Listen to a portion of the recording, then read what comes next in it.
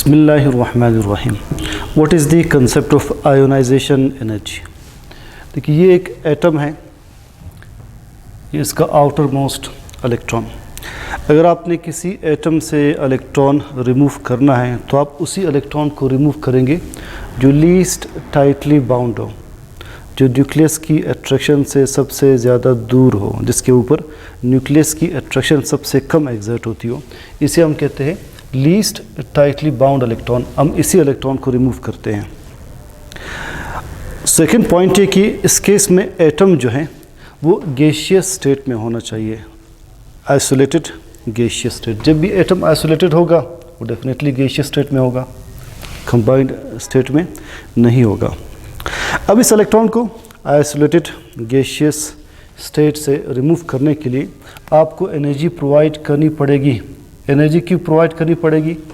इसलिए कि this electron is under strong nuclear attraction. अभी न्यूक्लियस की अट्रैक्शन इसके ऊपर एग्जर्ट हो रही है, तो इसे न्यूक्लियस की इस अट्रैक्शन से आज़ाद करने के लिए आपको एनर्जी प्रोवाइड करनी पड़ेगी। आप एनर्जी प्रोवाइड करके इस इलेक्ट्रॉन को यहाँ से अगर रिमूव कर लें तो ये एटम एक पॉजिटिवली चार्ज्ड आयन बन जाएगा।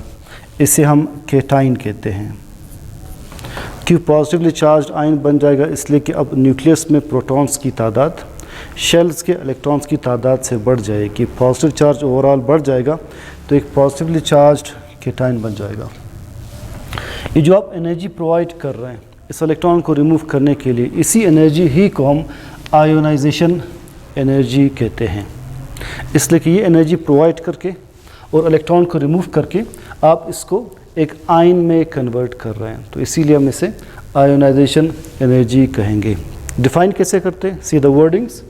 The amount of energy required to remove the least tightly bound electron from an isolated gaseous atom in its lowest energy state to produce a cation is known as ionization energy. इस energy की values यानी इसका unit हम use करते हैं kilo joule पर मोल। Kilo joule पर मोल में हम इसका यूनिट मेंशन करते हैं। और ये आई की वैल्यूज़, आयोनाइजेशन एनर्जी की वैल्यूज़, ये वैल्यूज़ किसी एलिमेंट की स्टेबिलिटी को शो करते हैं। It shows the stability of an element. अब पीरियोडिक टेबल में जो राइट मोस्ट ग्रुप होगा, ग्रुप 8A नोबल गैसेस, उनसे इलेक्ट्रॉन रिमूव करना इंतहाई डिफ़िकल्ट।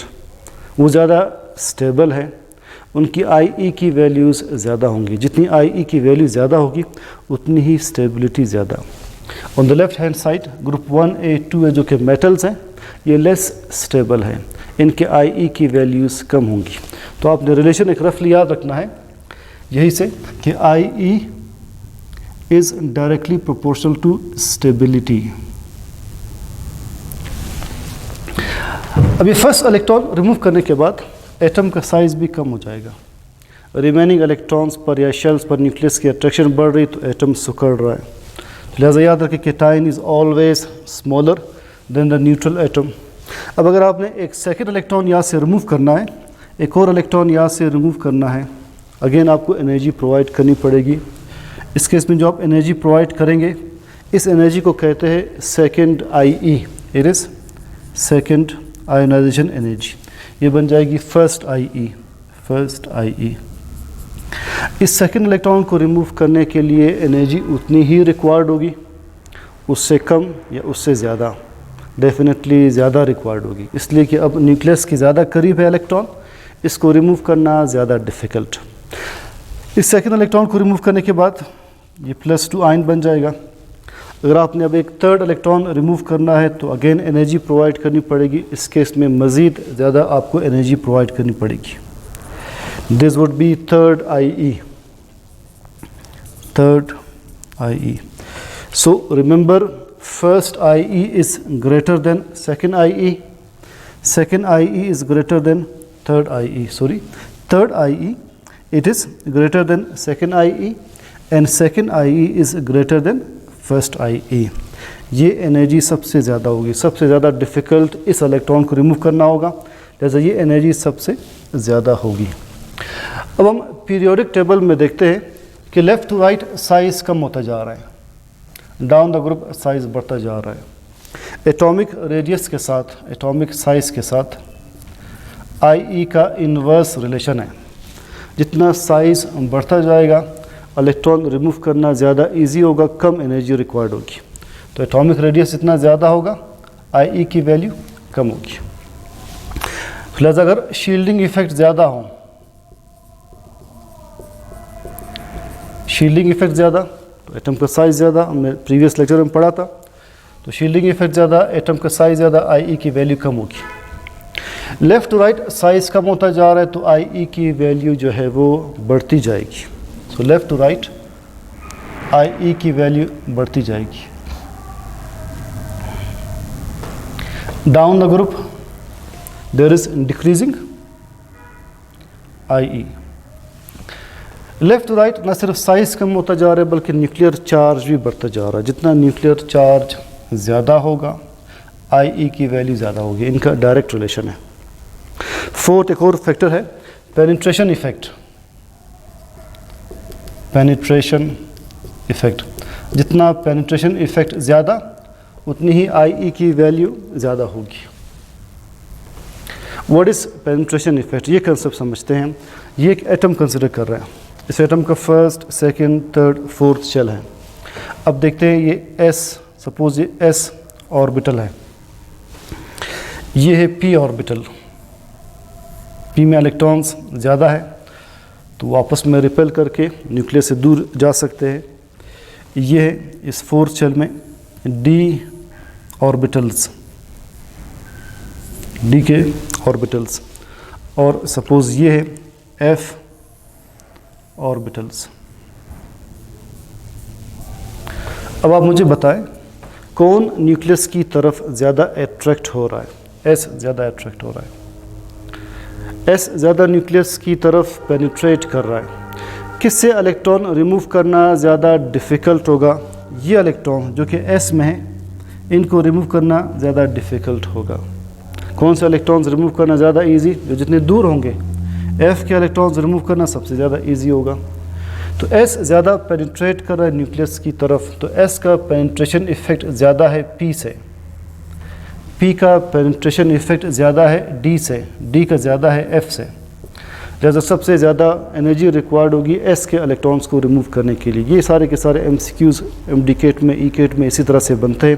तो अगर आपने कंसेप्ट के साथ पढ़ा हो आप ये सारे क्वेश्चंस रिस्पॉन्ड कर सकते हैं। अब एक और पॉइंट जो कि बुक में मेंशन किया और उसकी एक्सप्लेनेशन वहाँ पर आपको नहीं मिलेगी, वो ये है कि कुछ ग्रुप्स में एबनॉर्मल ट्रेंड्स मिलते हैं IE के, एबनॉर्मल ट्रेंड्स। फॉर एग्जांपल जब आप group 1A, 2A, 3A, 2A से 3A की तरफ आ रहे हैं तो हम एक्सपेक्ट कर रहे हैं कि IE की वैल्यू ज़्यादा होनी चाहिए। 2A से 3A की तरफ आते हुए IE की वैल्यू ज़्यादा होनी चाहिए, मगर unlike our expectations, against our expectations, IE की वैल्यू यहाँ पर कम होती है। 3A की IE वैल्यू कम है 2A की बनिस्बत। इसका क्या रीज़न है? जो कि ज़्यादा होनी चाहिए थी, इसका साइज़ कम है। अब इसका आंसर देखें।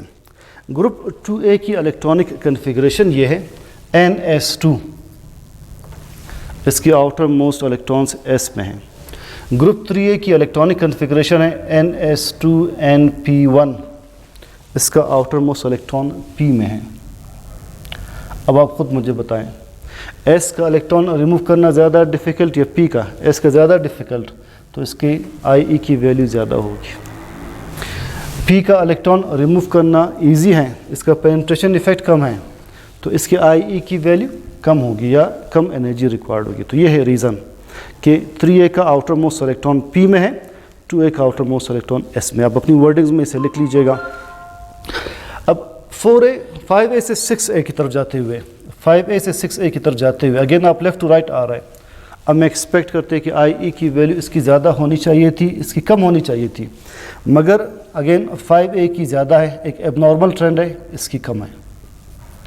अब इसका रीज़न देखते हैं। इलेक्ट्रॉनिक कन्फिग्रेशन ही से आपको सारे आंसर्स मिलेंगे। इसकी इलेक्ट्रॉनिक कन्फिग्रेशन है NS2NP3 group 5A। Group 6A की इलेक्ट्रॉनिक कन्फिग्रेशन है NS2NP4। अब जो Np3 आपने इस पर फोकस करना है, Np3 का मतलब है 3p ऑर्बिटल्स में 3 इलेक्ट्रॉन्स हैं, 3p ऑर्बिटल्स में 3 इलेक्ट्रॉन्स हैं अनपेयर्ड।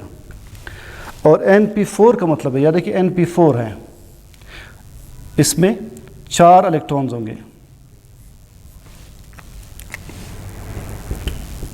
या आखिरी इलेक्ट्रॉन आप कहीं पर भी प्लेस कर सकते हैं। इस चौथे इलेक्ट्रॉन की वजह से इनके दरमियान रिपल्जन होगी, इन इलेक्ट्रॉन्स के दरमियान रिपल्जन होगी। जब रिपल्जन ज़्यादा होगी तो इलेक्ट्रॉन को रिमूव करना ज़्यादा इजी होता है। जब रिपल्जन ज़्यादा होती है तो ऑर्बिटल न्यूक्लियस से ज़्यादा दूर जाता है, तो या का p ऑर्बिटल या कि p ऑर्बिटल की बनिस्बत ज़्यादा दूर जाएगा। फॉर एग्जांपल ये ग्रुप 5a का p ऑर्बिटल है, ग्रुप 6a का p ऑर्बिटल स्लाइटली मज़ीद दूर जाएगा बिकॉज ऑफ दिस रिपल्जन, और इस इलेक्ट्रॉन को रिमूव करना ज़्यादा ईजी होगा, इसलिए इसके IE की वैल्यू कम है, इसके IE की वैल्यू ज़्यादा है। तो again the answer comes from the electronic configuration. तो ये पॉइंट बार बार पॉज करके अब इस पर गौर कीजिएगा, अपनी वर्डिंग्स में लिख लीजिएगा, तभी आपको इसका आंसर क्लियर होगा। नेक्स्ट बुक में एक स्टेटमेंट लिखी जो आपको, अगेन 2 स्टेटमेंट्स लिखी जो आपको क्लियर नहीं होंगी वहाँ से। एक स्टेटमेंट ये लिखी है कि ionization energy is the index to metallic character of an element, it means it shows metallic character. IE की वैल्यू से आप गेस कर सकते हैं कि एलिमेंट मेटल होगा, नॉन मेटल होगा या मेटलॉइड होगा। वो देखिए कैसे, जब IE की वैल्यू लो होगी, लोअर IE, तब एलिमेंट मेटल होता है। मेटल्स की IE की वैल्यू बहुत कम होती है, इजीली इलेक्ट्रॉन लूज कर जाते हैं। जब IE की वैल्यू हाई होगी, सब्सटेंस नॉन मेटल होगा। नॉन मेटल्स की IE की वैल्यूज़ ज़्यादा होती है, लाइक हेलोजेंस की ज़्यादा है। जब इंटरमीडिएट वैल्यूज़ होंगी IE की, तो सब्सटेंस मेटलॉइड होगा, which will have both metallic and non metallic properties. Like group 4A में कुछ एलिमेंट्स हैं, ठीक है, तो मेटलॉइड्स हैं। नेक्स्ट एक स्टेटमेंट ये लिखी है फाइनल कि IE is the index to valency of an element. आप IE की वैल्यू से रफली गेस कर सकते हैं कि सब्सटेंस की एलिमेंट की वैलेंसी क्या होगी। पहले हम वैलेंसी का कंसेप्ट डिस्कस करते हैं। What is valency? The combining capacity of an element is valency. किसी एलिमेंट की कंबाइनिंग कैपेसिटी को वैलेंसी कहते हैं। अब फॉर एग्जांपल आप हाइड्रोजन,